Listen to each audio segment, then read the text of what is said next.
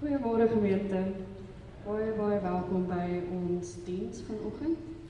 Ek hoop julle sing baie lekker saam met ons. Thank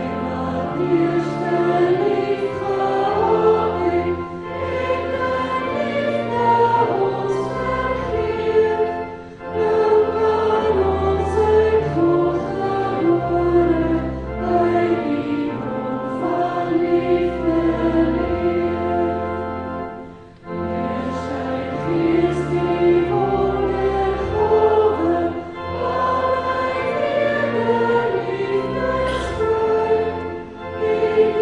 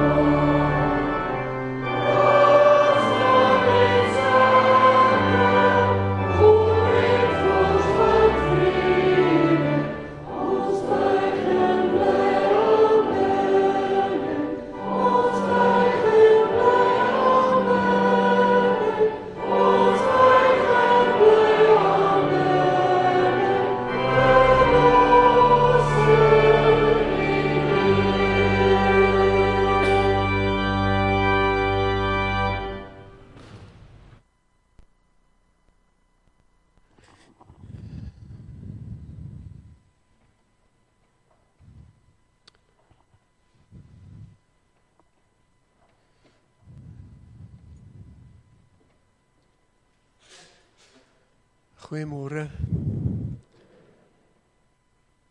En baie welkom hier by die erediens vanoggend. Ek glo die nuus het baie van julle is oral bereik. Maar ons wil graag met julle almal meedeel dat Dominee Derrick gisteroggend oorlede is.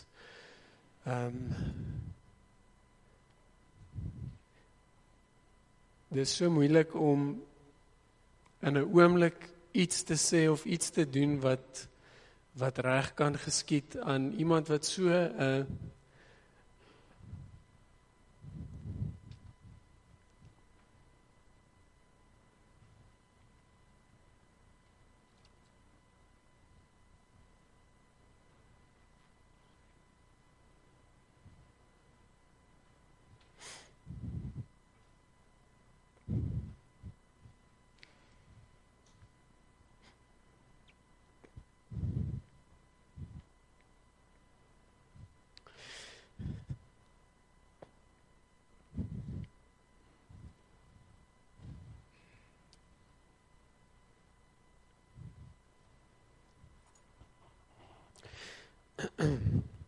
so 'n spesiale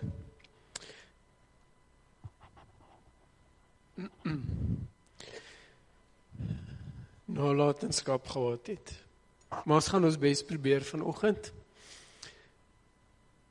En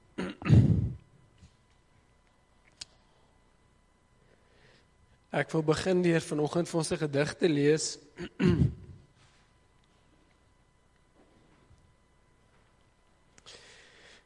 Wat ek onlangs op afgekom het, is 'n baie mooi gedig deur Koos van der Merwe. En die gedig se naam is Roep.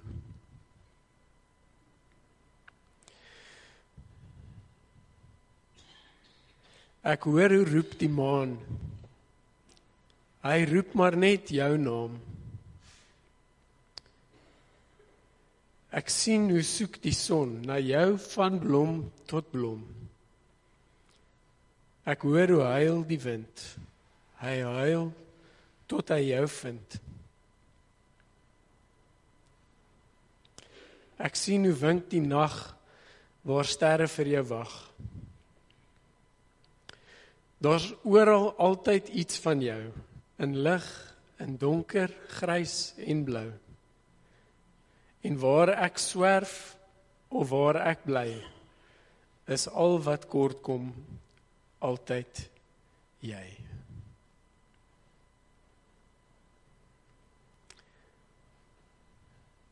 En ek wil graag ook vir ons 'n teksgedeelte lees uit Klaagliedere 3.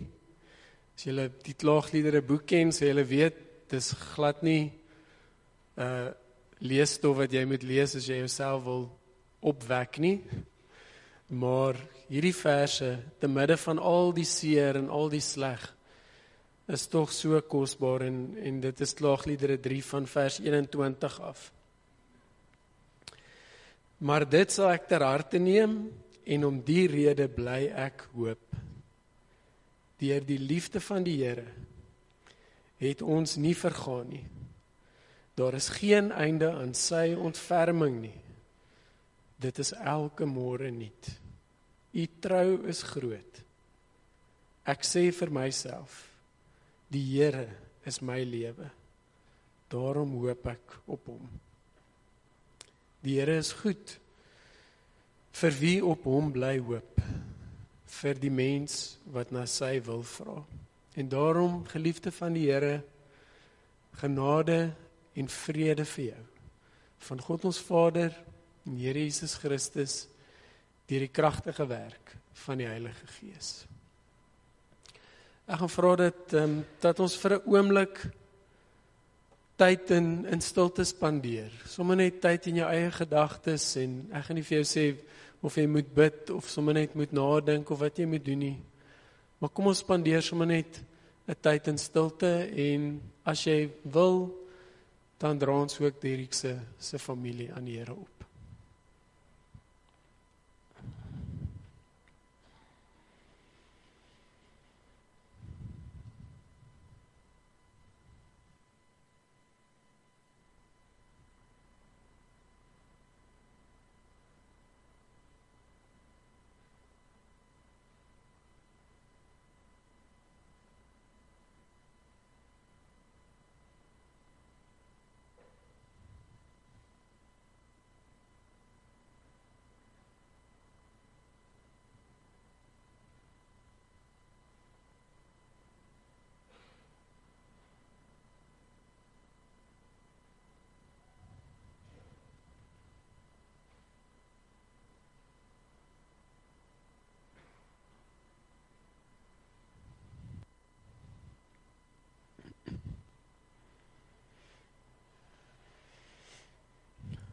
Amen.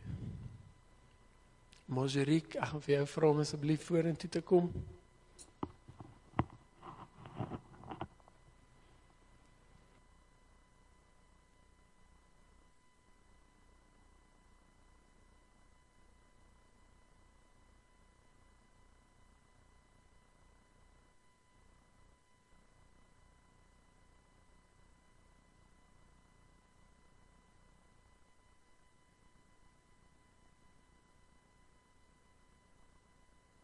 Met swaar harte.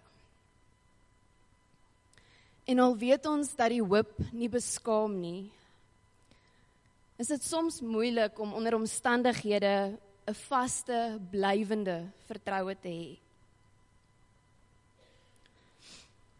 In Hebreëus is die woord vir hoop tikwa.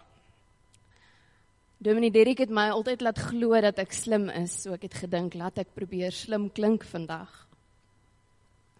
En dit beteken 'n verwagting, 'n vasgryp aan iets. Dit is dieselfde woord wat gebruik word vir Rahab se rooi tou in Joshua 2. Iets kleins, maar sterk genoeg om aan vas te hou.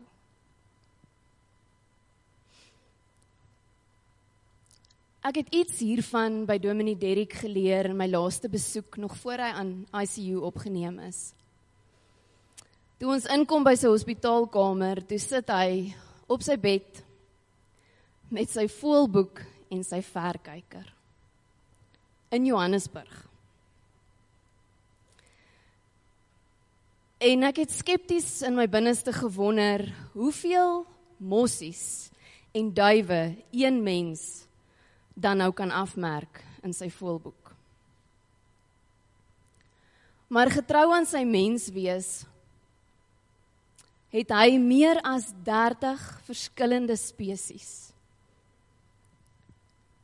afgemerk, insluitende 'n visarend.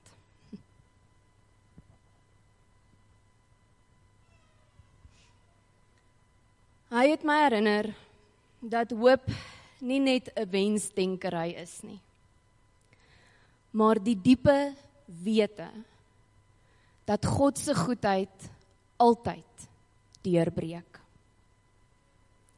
Jesaja 40 vers 31 sê, maar die wat op die Here hoop, kry nuwe krag. Hulle vlieg hoog soos arende. Laat ons almal altyd aanhou uitkyk, aanhou opkyk en aanhou uitsien na verwagting. Die hoop wat ons in Christus het.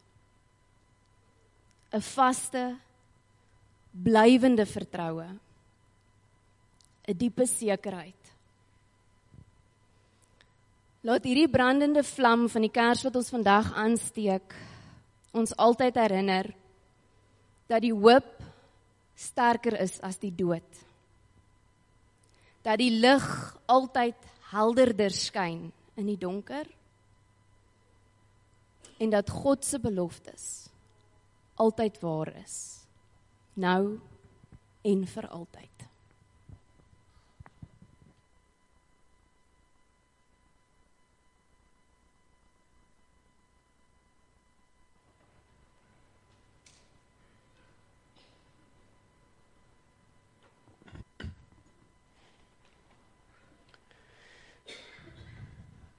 Baie dankie Moseriek. En nou sing ons vanoggend dalk met 'n traan, kom ons staan en dan loof ons die Here saam met die volgende 2 liedere.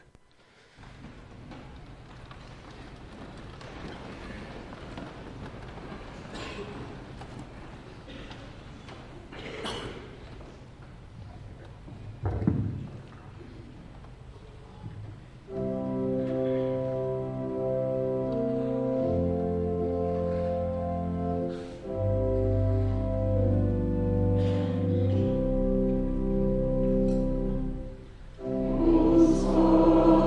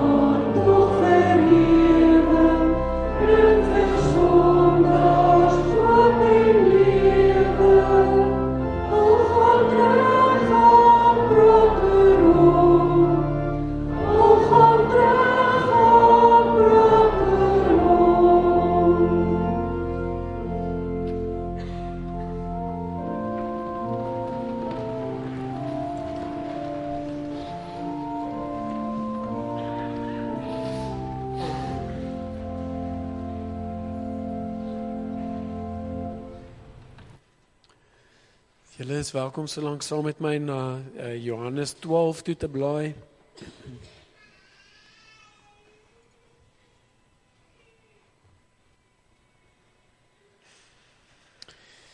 Mosjeriek het nou vir ons mooi verduidelik dat ons vanoggend met adventstyd begin en die volgende klompie eredienste tot en met Kersdag is dit eintlik asof ons hierdie pad stap al hoe nader na die lig toe.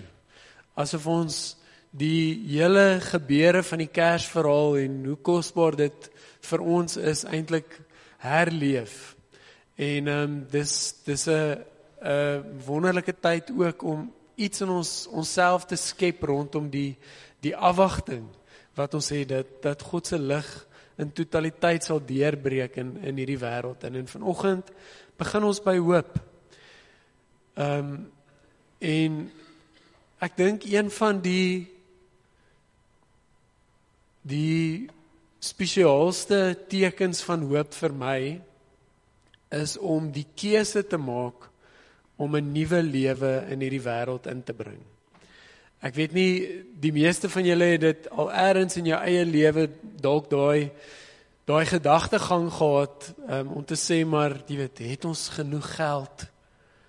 Is ek volwasse genoeg self om 'n kind in hierdie wêreld te kan inbring? Al die twyfel wat daarmee gepaard gaan om te sê, maar jy weet, het ek wat dit vat om 'n nuwe lewe in die wêreld in te bring? En daarmee saam ook die vraag rondom, ek wil amper sê die groter vraag, wat 'n ou dalk vra om te sê, maar is dit nodig om nog 'n weerlose, onskuldige wese in hierdie wêreld met sy donker en sy boosheid in te bring? Hoe is dit dat ons kies om 'n nuwe lewe in die wêreld in te bring met die wete van die begin af dat ons weet hierdie kind gaan ergens seer kry, gaan teleurgesteld word, gaan ontnigter wees? Daai stukkie van daai worsteling wat in ons elkeen se harte dalk al was. Maar ook daarmee saam wil ek amper sê, ek dink daar's bitter min mense wat sal sê, ek is spyt dat ek die keuse gemaak het om 'n nuwe lewe in die wêreld te laat inkom. Daar's altyd 'n stuk dankbaarheid en 'n stuk sommer net 'n stuk volheid in jou gemoed, dat jy weet, maar jy die voorreg gehad om 'n lewe te kon begelei en die pad saam met 'n nuwe lewetjie te stap en nuwe dinge saam met hulle te ontdek. So daarom is dit 'n besonderse teken van hoop. En as ons vanoggend oor hoop gesels, dan doen ons dit eintlik op 'n snaakse plek, want Johannes 12 praat Jesus ook oor sy kruisdood, sy opstanding en sy hemelvaart. En ons is besig met adventstyd, ons praat oor Jesus se menswording, maar ek glo, as ons die Here vra dat hy ons ook sal help om iets van hoop ook in hierdie woorde van Jesus vanoggend saam te kan beleef. So lees asseblief saam met my Johannes 12 van vers 20 af. Daar was ook 'n aantal Grieke onder die mense wat fees toe gekom het om te aanbid. Die fees is die Paasfees in Jerusalem. Hulle het na Filippus wat van Betsaida in Galilea afkomstig was gegaan en vir hom gevra, meneer, ons wil Jesus graag ontmoet. Ander vertaling sê, ons wil Jesus sien. Filippus het gegaan en dit vir Andreas vertel en Andreas en Filippus gaan toe en sê dit vir Jesus. En daarop sê Jesus vir hulle, die tyd het gekom dat die seun van die mens verheerlik moet word. Dit verseker ek julle, as 'n koringkorrel nie in die grond val en sterwe nie, bly hy net een. Maar as hy sterwe, bring hy 'n groot oes in. Wie sy lewe bo my liefhet, verloor dit. En wie sy lewe in hierdie wêreld nie bo my liefhet nie, sal dit vir die ewige lewe behou. As iemand my wil dien, moet hy my volg. En waar ek is, daar sal my dienaar ook wees. As iemand my dien, sal die Vader hom eer. Nou is ek diep ontsteld. En wat moet ek sê? Moet ek sê, Vader, red my uit hierdie uur? Maar juis hiervoor het ek gekom, vir hierdie uur. Vader, verheerlik u naam. Toe daar 'n stem uit die hemel gekom, ek het my naam verheerlik en ek sal dit weer verheerlik. Die mense wat daar gestaan en dit gehoor het, het gesê dat daar 'n donderslag was. Ander het gesê 'n engel het met hom gepraat. Toe sê Jesus, hierdie stem het nie om my ontwil gekom nie, maar om julle ontwil. Nou kom die oordeel oor hierdie wêreld. Nou sal die owerste van hierdie wêreld uitgegooi word buitentoe. En as ek van die aarde af verhoog is, sal ek almal na my toe trek.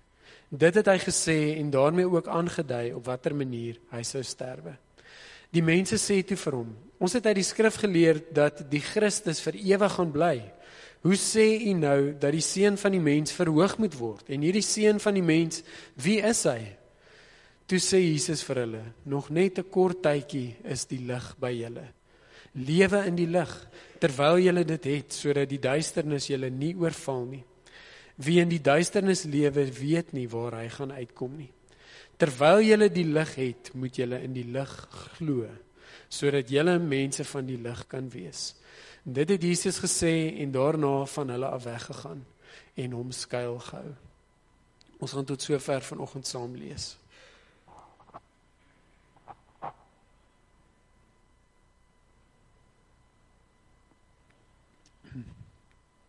Ek het julle gewaarsku, weet nie wie van julle dit onthou nie, maar toe ek hier begin het ek gesê ek gaan verskeie kere na Josua na die reën verwys en vanoggend is nou weer so 'n geleentheid.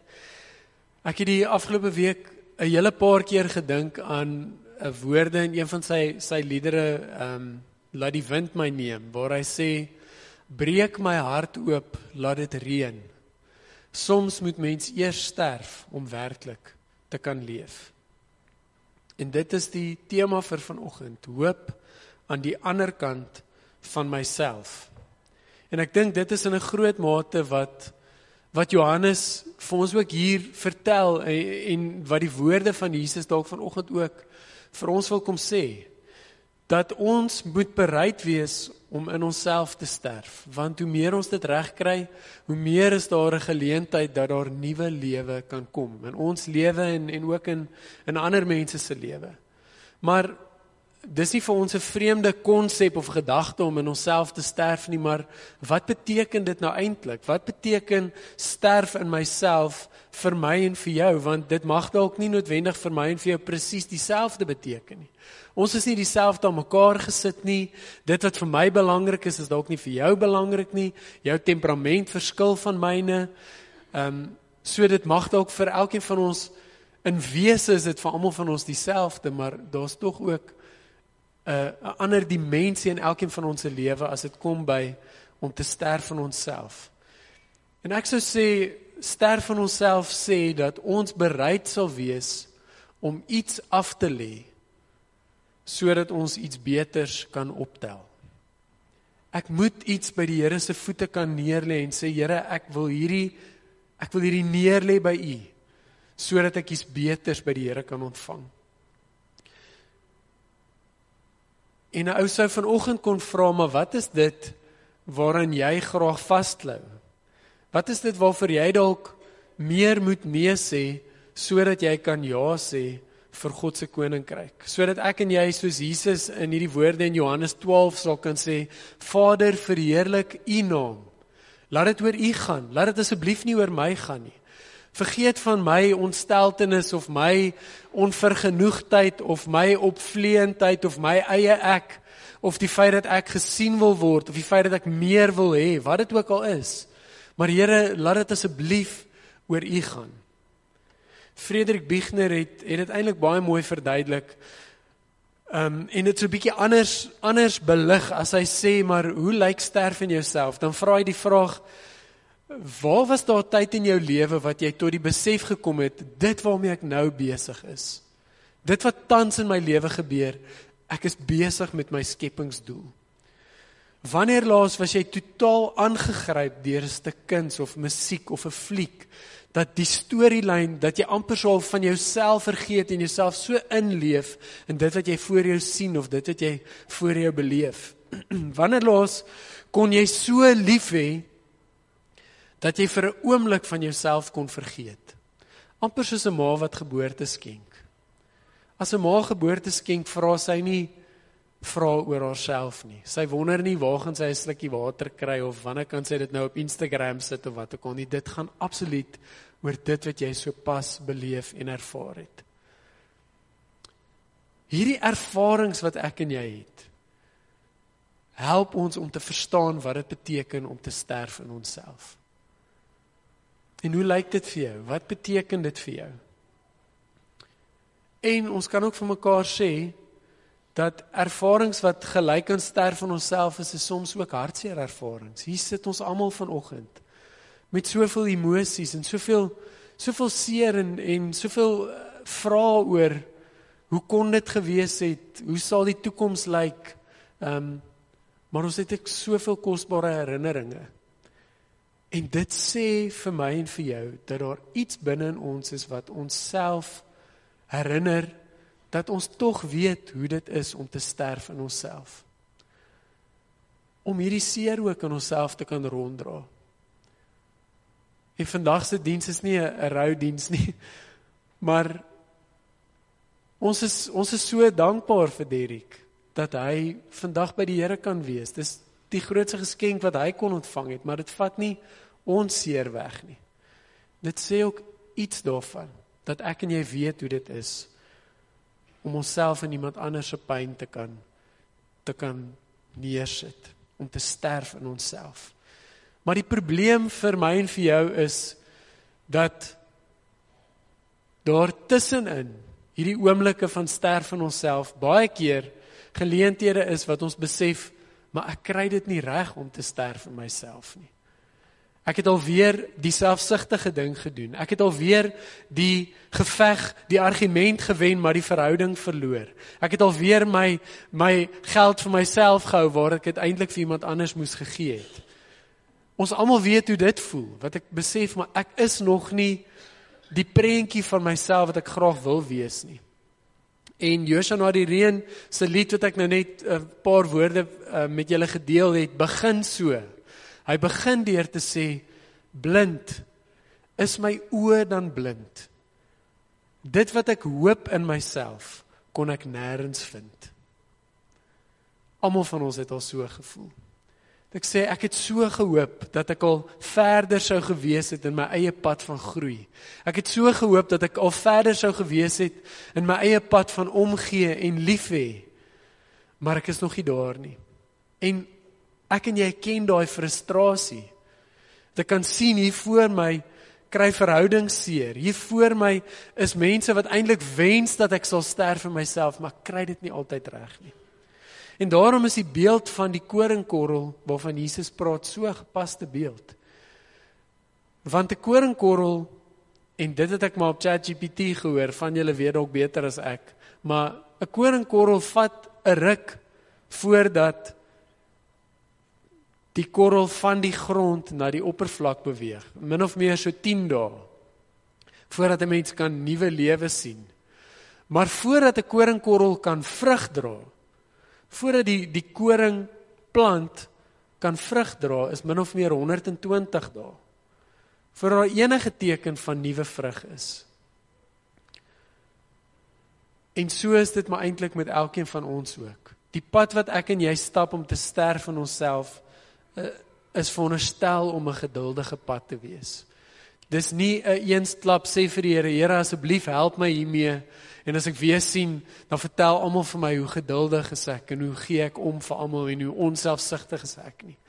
Dis baie keer 'n proses, en dis baie keer 'n vertrouensproses. En hoe lank moet 'n koringkorrel nie eers in die donker begrawe wees, voordat daar enige teken van lewe of van hoop is nie. 2 Korintiërs sê dit vir my eintlik so mooi, wanneer ou eintlik dink oor dit wat ons vir onsself sê, oor sterf van onsself en oor adventstyd en die rol wat Jesus in elkeen van ons se lewe speel, en ek gaan dit in Engels sê, He became sin who knew no sin, so that we might become the righteousness of God. Jesus het geword wat hy glad nie was nie. Hy moes mens word. Hy moes sonde vir homself aantrek. Jesus het geword wat hy glad nie was nie, sodat ek en jy kan wees en kan word wat ons nie van nature is nie. Dit is die geskenk wat ons van die Here af ontvang het. Hy het iets geword wat hy nie is nie, sodat ek en jy kan word wat hy graag wil hê ons moet en kan wees. En as ons dink oor adventstyd, dan kan ons ook vir mekaar sê, Jesus het nie net die kruis gekies nie, hy het nie net die opstanding gekies nie, maar Jesus het ook die krib gekies. Hy het juis ook die krib gekies. God het gekies om homself weerloos te maak. Om homself 'n doodgewone klein babietjie in hierdie wêreld te maak en te laat word dat die seun van die mens 'n klein babietjie in hierdie wêreld kan word. En dit, as ons dink aan wat ons vroeër vir mekaar gesê het oor 'n nuwe lewe wat 'n besonderse teken van hoop is presies dieselfde as ons dink. Dis eintlik soveel meer as dit, as ons dink dat God die krib gekies het. Hy moes sekerlik, God is nie 'n mens nie, maar hy moes sekerlik ook vrae gehad het rondom dit. Hy moes kies om homself weerloos te maak, sodat dit vir elkeen van ons 'n baie besonderse teken van hoop kan wees. En dan praat Jesus later in Johannes van die lig. En dan sê hy, ek lees nou uit die boodskapvertaling, maar dan sê hy, die lig skyn nou oor julle. Maak oop julle oë en aanvaar die lig. Dan sal julle altyd by die lig wees en werklik sinvol kan leef. In hierdie gedeelte wat ons saam gelees het, lees ons van die klompie Grieke. Hierdie Grieke was moontlik, waarskynlik gelowig. Hulle was waarskynlik ook Jode wat gekom het om Paasfees te vier. Maar ons lees dat hulle vir die disippels sê, hulle wil graag vir Jesus sien. Dis amper so asof die Jode, die Grieke belangstellend is, nuuskierig is. Hulle wil dalk 'n belewenis of 'n ervaring hê van hierdie Jesus van wie hulle gehoor het. Maar dan is dit amper asof Jesus in sy antwoord op Johannes 12 wil antwoord deur te sê, ek is nie iemand wat net gesien of net ervaar moet word nie. Ek is iemand wat gevolg moet word. Daar's 'n verskil. Ek is nie net hier om ter wille van iemand se nuuskierigheid nie. Ek is hier om jou lewe pens en potjies te verander. Om jou lewe handomkeer te verander. Om jou lewe omver te gooi. Ek is hier om gevolg te word. En dan sodat die Vader verheerlik kan word, is wat Jesus gesê het. En die uitnodiging vir my en vir jou is, dat ons dit ook sal onthou. Dat hoop nie net lê in 'n eenmalige of 'n nou en dan ervaring van die Here nie. Dat hoop nie daarin lê dat ek en jy, dank Vader, kan leef in 'n samelewing wat met hulle monde sê dat hulle Christene is nie. Maar hoop lê in elke belangstellende, nuuskierige, twyfelende sondaar wat toelaat om deur die Here nader aan homself getrek te word. Soos wat Jesus in Johannes 12 vers 32 ook sê. En dit laat my eintlik dink aan die beeld van iemand wat op die oop see ronddryf en toelaat dat die gety hom of haar trek waarheen hy ook al wil. Dat elkeen van ons sal gaan daar waar die Gees ons beweeg of daar waar die Gees ons trek.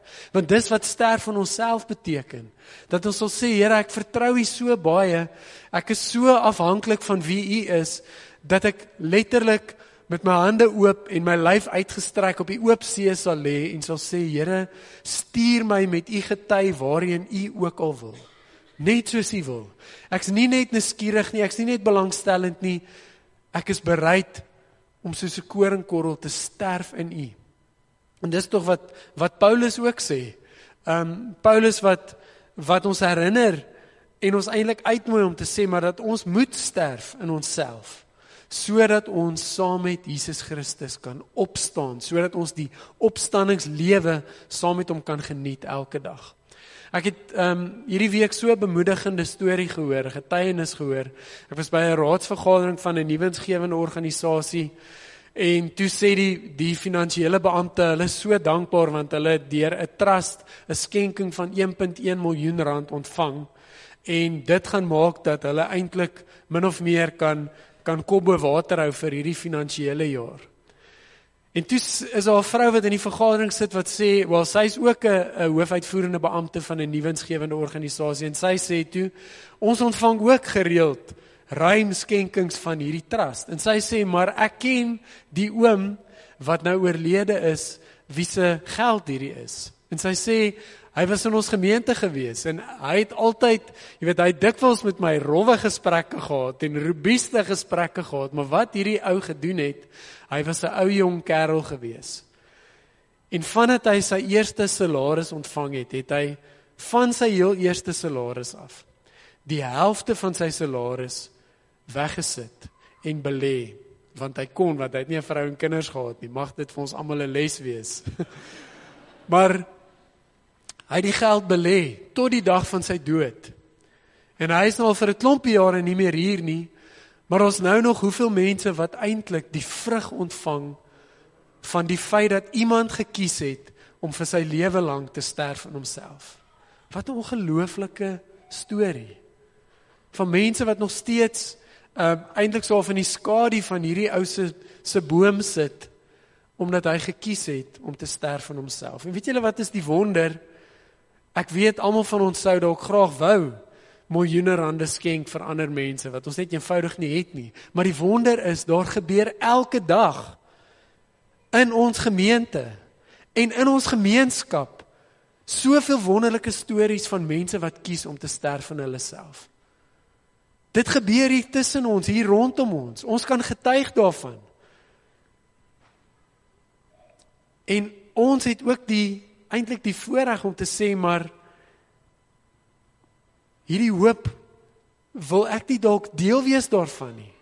Wil ek nie dalk kies om ook te sê, Here, soms, jy weet, soms wil ek so graag sien in myself wat ek nêrens kan vind nie, maar Here, vanoggend het ek opgestaan en Here, ek wil vra dat U my sal help dat ek sal sterf vir myself, sodat ek iets vir iemand kan beteken. Wat was die kere in jou eie lewe wat jy beleef het, wat jy dit ervaar het, dat jy in hierdie oomblik deel van iets was wat groter as jouself was? Dat jy 'n hand van liefde en omgee na iemand toe kon uitreik. Want hierdie geleenthede wat ons dit wel reg kry, is nie net, ons doen dit nie net sodat ons beter kan voel oor onsself nie. Ons doen dit want dit is suurstof vir ons siel. Dit maak dat ons 'n sinvolle, betekenisvolle lewe in Christus kan lei. Ons het dit nodig. Dis nie net 'n nice to have nie. Ons moet kies om elke dag te sterf van onsself. Joshua na die reën het in sy lied die woorde gesê, en ek gaan dit weer herhaal, breek my hart oop, laat dit reën. Soms moet mens eers sterf om werklik te kan leef. En dan sê hy, strooi my vrees dan oor die see, laat die wind my neem. En dis 'n gebed wat ek en jy elke dag kan bid, in afhanklikheid, vir die Here dit te vra. Mag jy toelaat dat die lewende Christus jou al hoe nader aan homself trek. Kom ons maak ons oë oop en aanvaar die lig. Want dan sal ons altyd by die lig wees en werklik sinvol en hoopvol kan leef. Here, ons weet ons verdien niks van dit wat ons uit U hand ontvang nie. Maar Here, ons is so dankbaar om te kan weet dat U dit vir ons gee, Here, omdat U goed is en onvoorwaardelik lief is vir ons en vir hierdie wêreld. Dankie, Here, dat U altyd getrou is. En dankie, Here, dat U hoop laat deurskemer, ook daar waar ons nie hoop kan sien nie. Dankie vir die voorreg, Here, om soos U elke dag te kan sê, Vader, verheerlik U naam. Here, laat U koninkryk kom en laat U wil geskied. In die naam van Jesus Christus bid ons dit. Amen.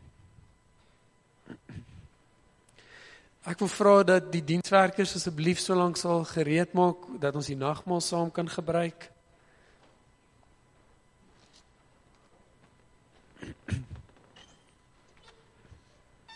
Ek wil graag hierdie woorde vir julle lees. Ek het dit nie geskryf nie, maar dit gaan oor die nagmaal. En Teenus Botha het dit geskryf. Hy skryf, met die nagmaal het ons die voorreg om 'n ete saam te eet. 'n Klein ete wat bestaan uit 'n stukkie brood en 'n slukkie wyn. Ons het die voorreg om met God te eet, uit God se hand te eet, want hy is die gasheer. Jy moet dit hoor. God begeer jou teenwoordigheid aan sy tafel. Jy is genooi, nie oor jou waarde of jou status nie oor jou geld of jou besittings nie jou prestasies of ideale nie jou godsdienstigheid of goeie werke nie, maar omdat God God is, wat uitreik na jou, om vandag en elke dag van jou lewe by hom aan sy tafel te kom eet. Maar om jou voete onder God se tafel in te steek, is 'n belydenis dat jy hom met jou hele lewe vertrou.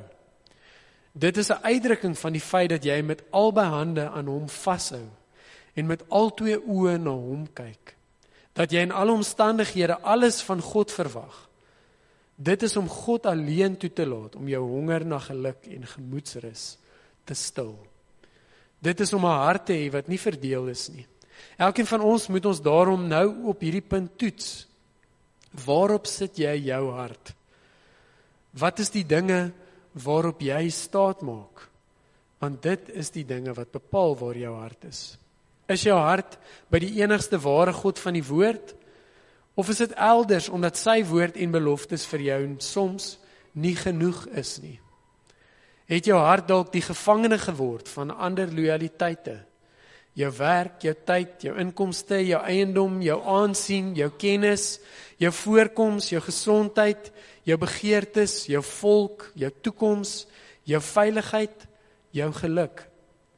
Is dit waarvoor jy jouself gee in ruil vir vrede, geluk en vastigheid? Het die dinge nie dalk jou God geword nie? Is God nog 'n faktor vir jou? Verwag jy nog iets van God? Laat elkeen van ons ook vanoggend, terwyl ons saam nagmaal gebruik, ondersoek voor die Here. Daar is so iets soos 'n afgod, 'n teengod, 'n nie-God. Iemand of iets wat nie God is nie, maar op wie ons ons vertroue stel. Ons kan God so as te ware verloor. Wanneer ons egter nou hier vergader is, kom God na elkeen, oor en deur alle grense of skanse heen om ons te ontmoet, en maak hy 'n aanspraak op jou hart, en op jou verstand, en op jou liggaam, en op jou planne, en jou tyd, en jou lewe, en op jou goed, en jou gesin. En hy wil hê dat jy moet luister. En hy sê vir ons, ek is die Here jou God, wat jou uit Egipte, uit die plek van slawerny bevry het. Ek is die brood wat lewe gee. Ek is die lig vir die wêreld. Ek is die ingang vir die skape. Ek is die goeie herder. Ek is die opstanding en die lewe. Ek is die ware wingerdstok. Ek is wat ek is. En jy mag naas my geen ander gode hê nie. Want niemand kan vir twee baase te gelyk werk nie, omdat een altyd eerste sal kom en die ander tweede. Geseënd is die wat rein van hart is, want hulle sal God sien. God is nie skaam om jou aan sy tafel te hê nie. Dit is die ewige wonder van God. Ons het nie reg op hierdie ete nie, maar God begeer jou teenwoordigheid. Hy wil dat jy sy gasvryheid sal beproef, sy aanbod van lewe in die offer van sy seun. En daarom mag jy jou op hom verlaat, jou verdeelde hart verbind, en mag jy aansit vir die ete. Mag jy nagmaal vier, mag jy vir altyd aansit by die tafel van die Here en uit sy hand eet. Kom ons deel nou die tekens ook vir mekaar uit.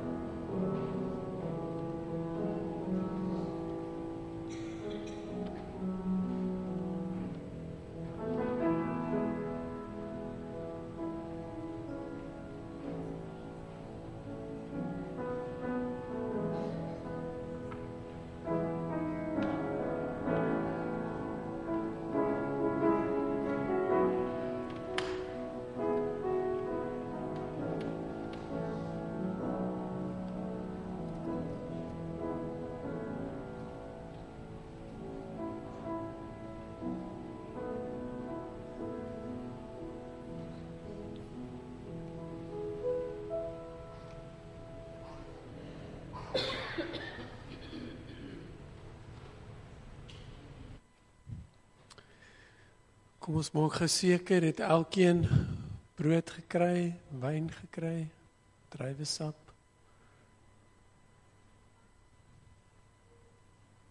Goed.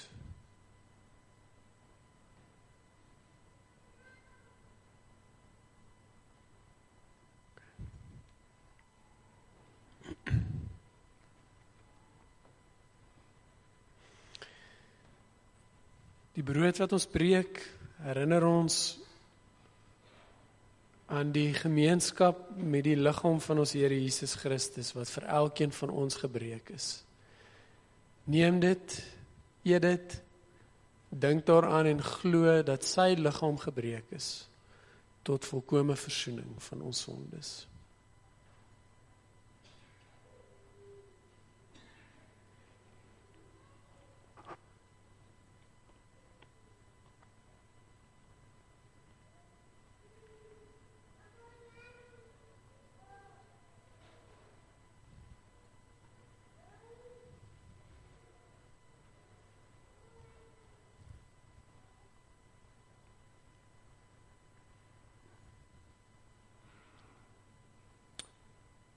Die beker van danksegging herinner ons aan die bloed van ons Here Jesus Christus wat vir elkeen van ons gevloei het. Neem dit, drink dit, dink daaraan en glo dat sy bloed ook gevloei het tot volkome versoening van ons sondes.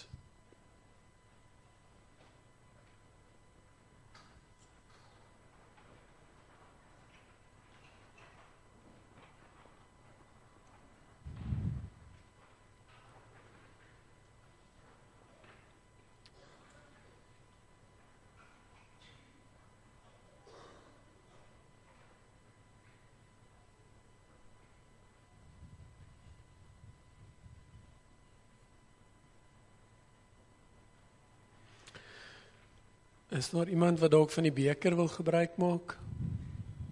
Net vir ons kan aandui asseblief. Goed.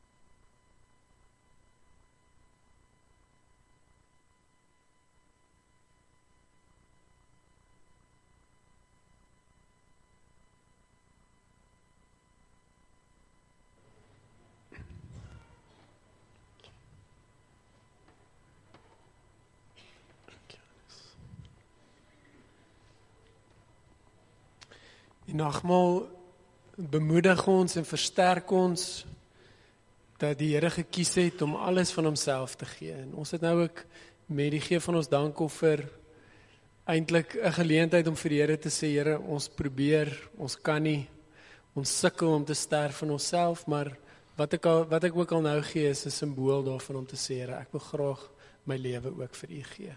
Kom ons neem nou die dankoffer op.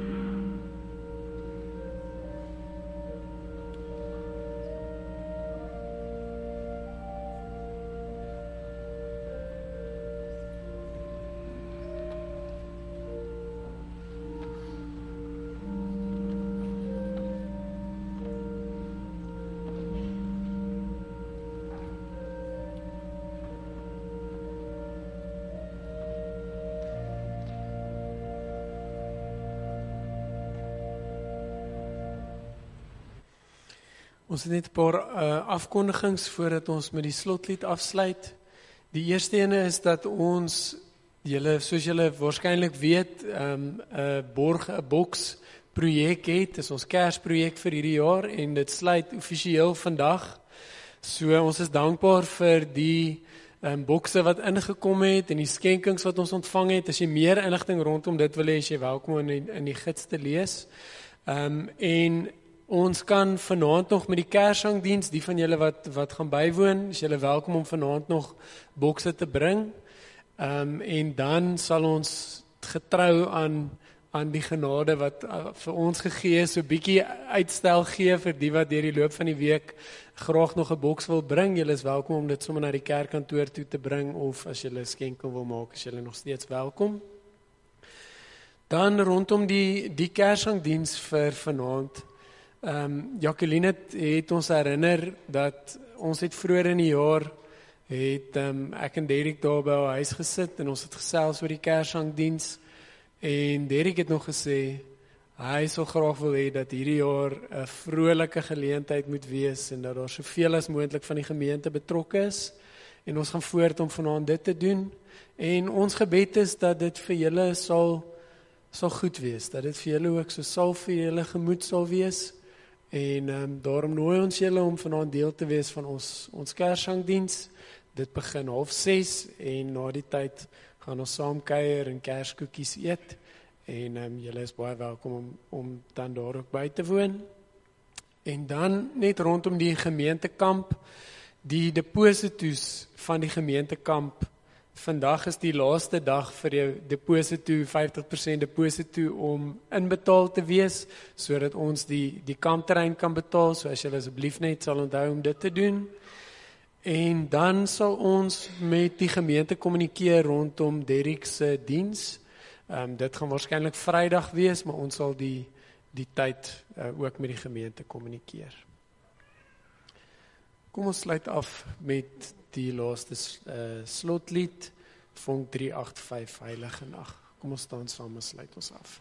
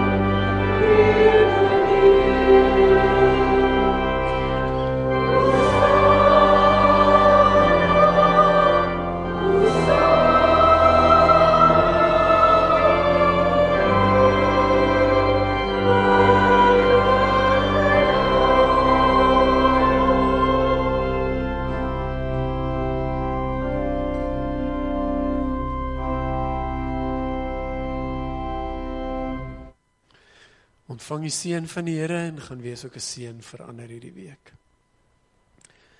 Mag die liefde van die Here Jesus Christus ons na hom toe trek.